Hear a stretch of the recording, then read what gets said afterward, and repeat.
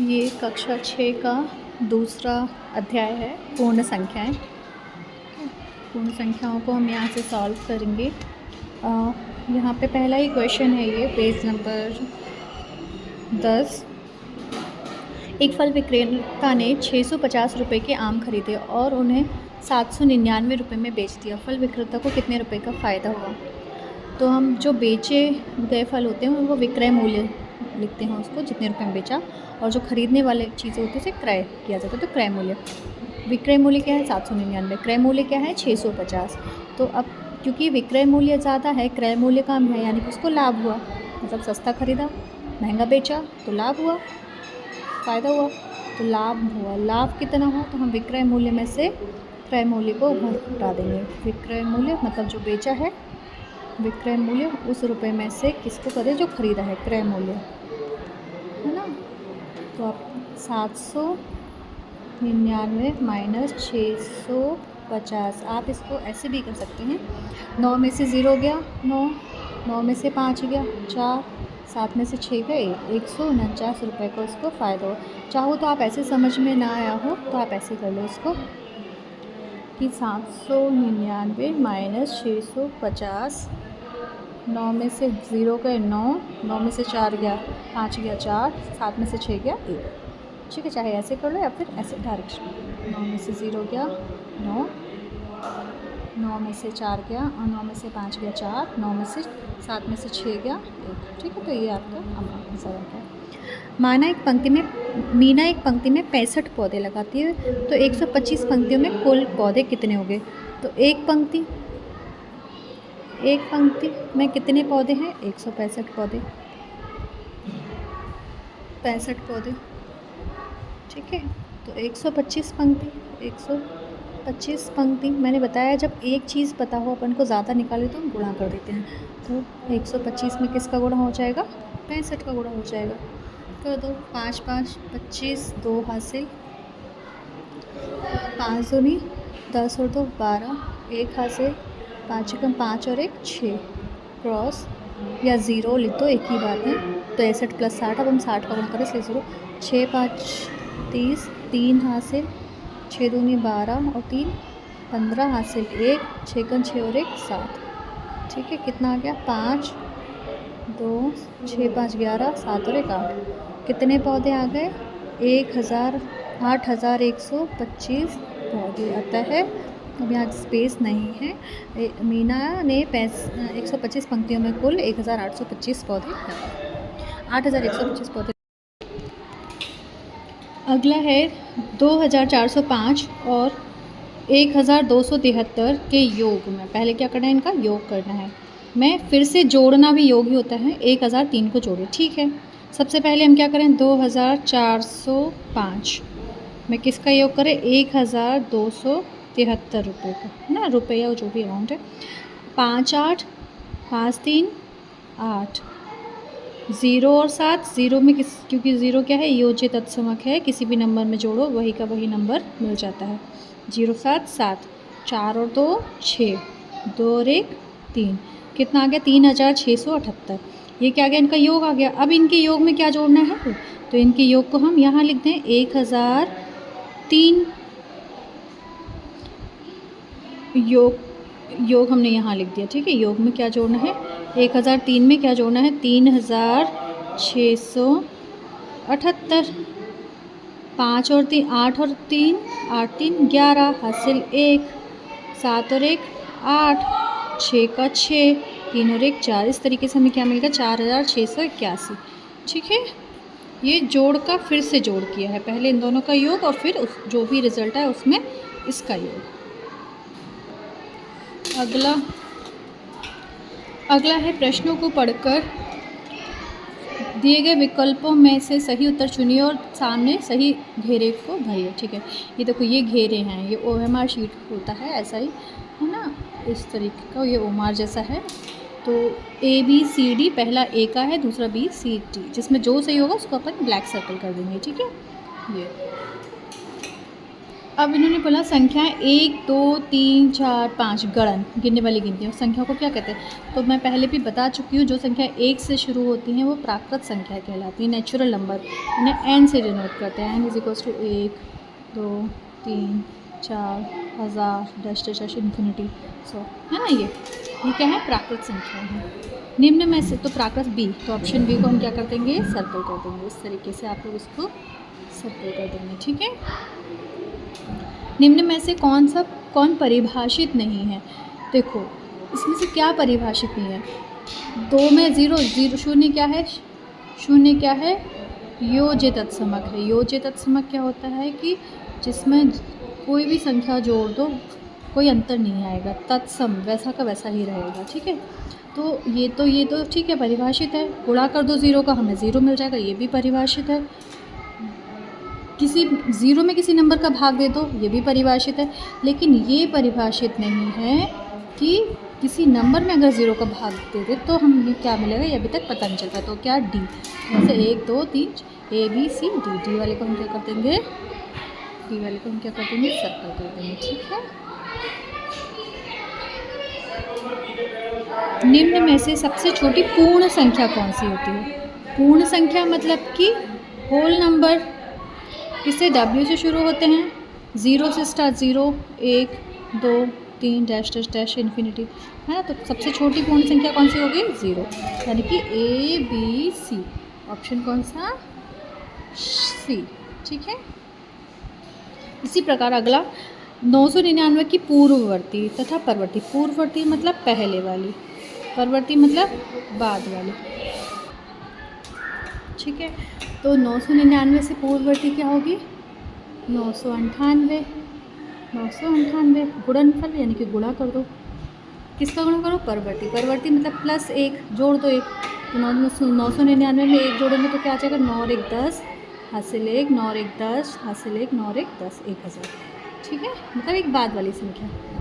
अब कैसे करें? 1 का गुणा करो 8 में, 8। 1 का गुणा 9 में करो, 9। 1 का गुणा 9 में करो, 9। और ये 3 0 वापस यहाँ पे 0 के 0।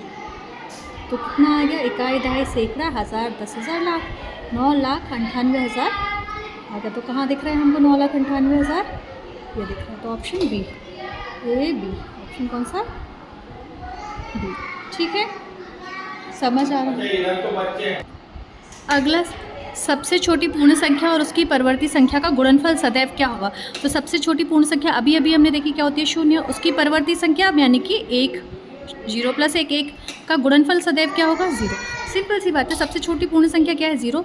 उसका किसी के साथ भी गुणा होगा, क्या मिलेगा हमें? 0 मिलेगा। तो ऑप्शन बी इज़ करेक्ट। तो ए और B, option B is correct. ये हमने इसको सर्कल कर दिया, ठीक है। नेक्स्ट, ऐसी प्राकृत संख्या बताइए जिसका कोई पूर्ववर्ती नहीं हो, यानी कि इससे पहले कोई ना। बात किसकी हो रही है? प्राकृत संख्या, नेचुरल नंबर। नेचुरल नंबर कहाँ से शुरू होते हैं? नेचुरल नंबर होते हैं 1 से स्टार्ट, तो है ना, इस तरीके। अब देखो इसमें से किसका पूर्ववर्ती संख्या? अनंत से 1 कम होगा, 5 से 1 4, 4 से 3, 3 से 2। लेकिन संख्या 1 का कोई पूर्ववर्ती प्राकृत संख्या नहीं है। नेचुरल नंबर क्या है? 1 2 3 4 5, इस तरीके से अनंत तक चलते जाएंगे हम। तो 5, अगर मैं यहाँ लास्ट संख्या और भी होती, मान लो 100 होती, तो 100 से पूर्ववर्ती क्या हो जाती? 999, और 99 से 98। इसी प्रकार 5 के आगे 4, 4 से पूर्ववर्ती 3, पूर्ववर्ती मतलब माइनस का 1, 3 - 2 2, 2 - 1 1। लेकिन 1 - 1 क्या हो जाता है? 1 - 1 क्या हो जाता है? 0। 0 क्या होगी? पूर्ण संख्या होगी। 0 क्या होगी? पूर्ण संख्या। इस तरीके से तो 1 की कोई प्राकृत पूर्ववर्ती नहीं है, इसलिए संख्या कौन सी हो जाएगी? 1। 1 की कोई प्राकृत संख्या पूर्ववर्ती नहीं है, है ना।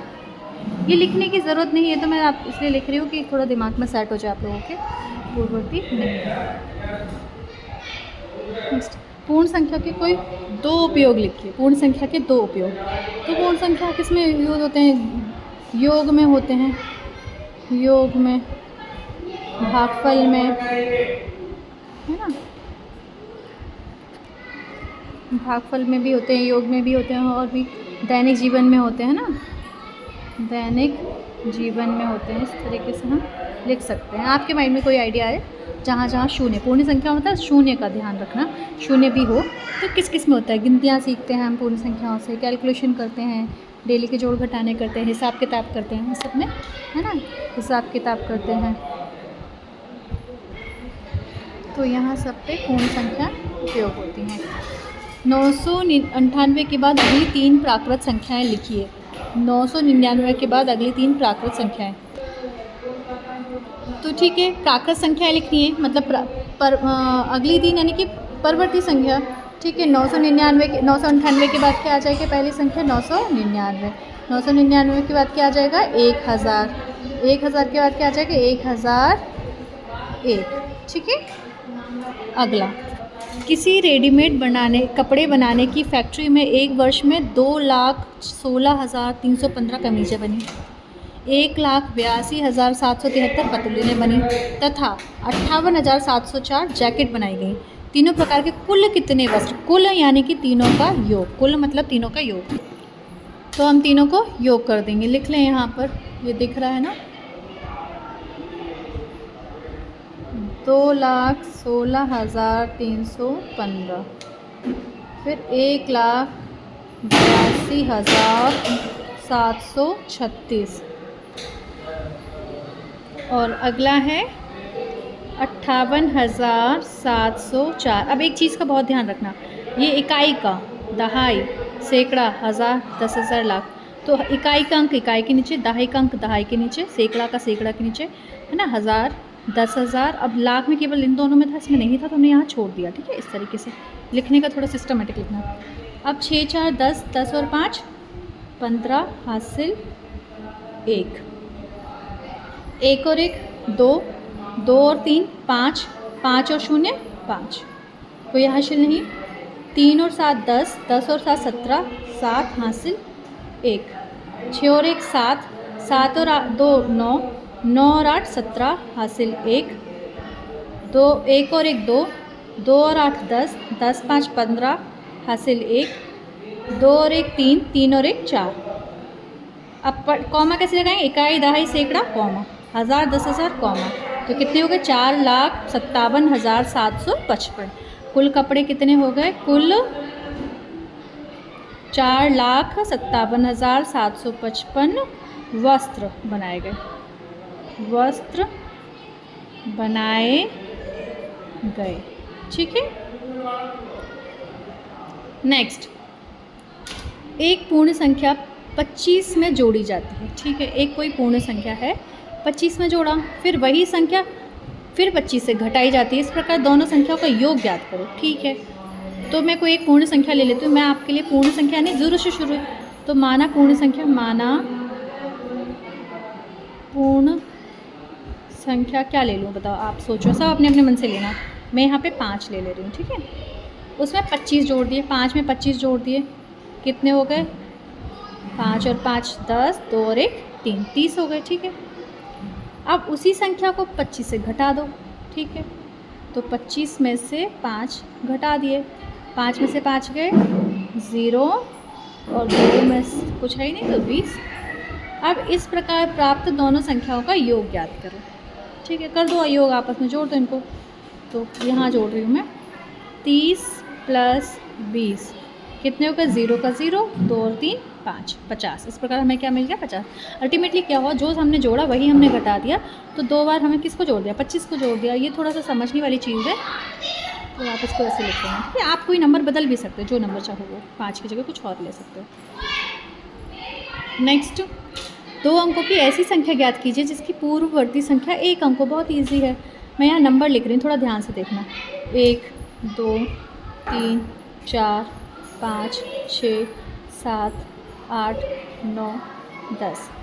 देखो ये एक कैसी संख्या है? 1 अंक की संख्या है। मान लो 0 पूर्ण संख्या का लिखें तो क्या पूर्ण संख्या है? पूर्ण संख्या, ये 1 अंक की, 0 से लेकर 9 तक 1 अंक। यहाँ से अंक कितने हो गए? तो देखो 10 11 12, इस तरीके से 99 तक कितना चला? 2 अंक, और उसी फिर आगे 100 में कितने अंक? 1 2 3, इसी प्रकार से है ना अंक बढ़ जाता है एक एक। तो उन्होंने पूछा है कि ऐसी संख्या बताइए इसका पूर्ववर्ती संख्या 1 अंक की हो। तो 2 अंक की ऐसी संख्या क्या है? 10 है। 10 की पूर्ववर्ती संख्या क्या है? 9 1 अंक की। अतः उत्तर क्या हो जाएगा? हल क्या हो जाएगा हमारा? हल हो जाएगा 10। ये आंसर है, बस ये तो समझाने के लिए था। ठीक है, नेक्स्ट 1 2 4 5 केवल एक बार प्रयोग करो। 4 अंकों की ऐसी संख्या लिखिए जो कि पहले और अंतिम अंक बदलने पर 4 से पूरी तरह विभाजित हो जाए। ठीक है, क्या बोला उन्होंने? 1 2 4 और 5 से ऐसी संख्या लिखो जो जिसका अंतिम अंक और पहले अंक को अगर अपन बदल दें तो वो 4 से पूरी तरह से विभाजित हो जाए। अब ये थोड़ा सा 4 का विभाजित रूल क्या होता है? 4 का नियम क्या होता है? आखिरी अंतिम है ना, अंतिम 2 अंक 4 से विभाजित होनी चाहिए। 4 से विभाजित होने चाहिए, है ना। ठीक है, कर लेते हैं अपन। चलो कोई भी अंक बदल लो, क्योंकि 4 से विभाजित होने चाहिए ना। तो अब हम यहाँ पे मैं एक अंक बना रही हूँ, मैं बना रही हूँ उसको 4 1 5 4 1 4 5 2 1 4 5 2 1। अब बताओ मैंने ये क्यों बनाया? देखो, क्योंकि मुझे लास्ट में 24 बनाना है। मुझे पता है पहला अंक किसको बदल देगा? चौथे अंक से बदल जाएगा, है ना। ये वाला यहाँ आ जाएगा, ये वाला। तो 24 4 से कट जाता है, 4 छंग 24 होता है। तो इसलिए मैंने इसको यहाँ बीच के 2 नंबर कहीं भी लिख लो, है ना। 5 यहाँ लिख लो, 1 यहाँ लिख लो। ज़रूरी अंक ये वाला और ये 2 चाहिए हमें। अब हम इनको रिप्लेस कर दें, 1 को यहाँ ला दें और 4 को यहाँ लिख दें। 5 तो ये अगर क्योंकि 24 4 से कट जाएंगे तो ये पूरी संख्या भी 4 से कट जाएगी। चाहो तो देख लो, 4 से 4 दिया 12, 5 में से 2 गए 3, 32 हो गए। 4 8 32 0। अब ये 4 आ जाएगा, यहाँ पे लिख ले रही हूँ 4 1 4। तो 381 से कट गया था, संख्या क्या हो जाएगी? अब उन्होंने क्या बदलना नहीं, हमारा उत्तर ये वाला नहीं होना चाहिए, हमारा उत्तर होना चाहिए। अतः हल क्या हो जाएगा हमारा? हल है 4521। ठीक है, आई होप ये समझ में आया, थोड़ा सा लॉजिकल था। ठीक है, नेक्स्ट अगला प्रश्न है, जोड़ घटाव गुणा एवं भाग में से कौन सी संक्रिया किन्हीं 2 पूर्ण संख्याओं में लागू करने पर सदैव पूर्ण संख्याएं प्राप्त नहीं होती? कारण बताइए। अच्छा ओके, देखो पूर्ण संख्या में पूर्ण संख्या जोड़ेंगे, एक पूर्ण संख्या मिल जाएगी। जैसे मैंने 2 में 7 जोड़ा, कितना मिल गया? 7 2 9, ये भी एक पूर्ण संख्या है। मैंने 7 में से 2 घटा दिया, कितने मिल गए? 5, ये भी पूर्ण संख्या है। 7 में 2 का गुणा कर दिया, 7 दूनी कितने मिल गए? 14, ये भी एक पूर्ण संख्या है। लेकिन अगर मैं 7 में 2 का भाग दूँ तो देखो ज़रा, द्वितीया 6, 7 में से 6 गया 1, दशमलव लगा 10, 2 5 6 10। अब यहाँ पे आ गया दशमलव 3। क्या ये पूर्ण संख्या है? नहीं, ये पूर्ण संख्या नहीं है। मतलब ऐसा हर बार नहीं कि हमें मिलेगा दशमलव वाला अंक, लेकिन कभी कभी ये भी मिल सकता है। तो सदैव लिखा है, सदैव पूर्ण संख्या प्राप्त नहीं होती। अतः कौन सी संक्रिया ऐसी? भाग में सदैव, ये पूरा लाइन लिख लेना, भाग में 2 पूर्ण संख्याओं में भाग लागू करने पर सदैव पूर्ण संख्या प्राप्त नहीं हो सकती। अतः आंसर सिर्फ भाग आ जाएगा, इतना ही आप लिख दो, ज़्यादा डेप्थ में जाने की ज़रूरत नहीं है। ये चीज़ समझ आ गई होगी ना। ये योग है, ये घटाव है, ये गुणा है और ये भाग है। ठीक है, नेक्स्ट 22 फरवरी 2023 में सभी दिवस सोमवार मंगलवार बुधवार गुरुवार शुक्रवार शनिवार रविवार 4 बार आए। क्या फरवरी 2024 में भी सभी दिवस 4 बार आएंगे? हाँ या नहीं? अच्छा देखो, फरवरी 2024 कैसा साल है, ये कैसे पता चले अपन को? ये एक लीप वर्ष है, लीप वर्ष। अब ये कैसे पता चलता है लीप वर्ष कौन सा होता है? सबसे इजी तरीका मैं बता दूँ, पीछे के 2 अंक जो 4 से कट जाएं वो लीप वर्ष होता है। ठीक है, तो जो लीप वर्ष होता है उसमें कितने दिन होते हैं? 29 दिन होते हैं। कितने दिन होते हैं? 29। तो अब यहाँ पे तो 28 ही दिन थे, तो कहीं से भी शुरू होगा कैलेंडर, 7 चौको 28, 7 दिन है, 4 बार आ जाएंगे। लेकिन इसमें 29 दिन है, अगर मैं 29 को 7 से भाग दूँ तो 7 चौको 28 होते हैं, एक शेषफल तब भी बच गया, है ना, एक शेषफल तब भी बच गया, एक शेषफल बच गया। अब एक शेषफल है, इसका मतलब एक कोई दिन होगा, एक दिन कितनी बार आएगा, 5 बार आएगा, क्योंकि एक बच गया ना, जो एक बचेगा वो कोई दिन आएगा उस पर, है ना। तो नहीं, उत्तर क्या होगा, नहीं, नहीं, क्योंकि 29 दिन होते हैं, क्योंकि 29 दिन हैं। यहाँ पे चाहो तो ये भी लिख दो, फरवरी 2024 में 29 दिवस हैं। ठीक है, ये हल है, ये समझाने के लिए है। अंकों 1, 7 और 0 का प्रयोग करते हुए अधिकतम मूल्य निर्धारित करें, रुपयों में लिखिए, जिसे आप अपनी गुल्लक में डालना चाहिए। प्रत्येक अंक का एक एक बार प्रयोग होगा। ठीक है, तो देखो समझो ज़रा, अगर मैं 1 से शुरू करूँगी तो 170 होंगे, 0 से शुरू करूँगी तो 17 या 71 होंगे, जो कि कम है, क्योंकि 0 तो काउंट होता नहीं पहले पे, तो 2 ही अंक रह जाएंगे। तो सबसे बड़ा अंक क्या है, 7। फिर दूसरे नंबर पर बड़ा क्या है, 1। फिर तीसरे नंबर पर क्या है, 0। तो रुपये 710 हम होंगे, जो सबसे ज़्यादा अंक होंगे। सबसे कम अगर होता तो हम इसको 0 एक साथ नहीं लिखते। क्यों नहीं लिखते, क्योंकि ये अंक 2 ही बचे, 0 का आगे कोई महत्व तो नहीं है। अतः हम लिखेंगे 1 और फिर 0 और फिर 7। ये सबसे छोटी अंक संख्या है, मैं एक्स्ट्रा बता रही हूँ, ये लिखना नहीं है आपको, मैं एक्स्ट्रा आगे की समझ के लिए बता रही हूँ। और ये सबसे बड़ी संख्या है। ठीक है, ये यहाँ आपका ये चैप्टर ख़त्म हो गया है ना। अध्याय 3 हम नेक्स्ट वीडियो में करेंगे। ठीक है, चलिए।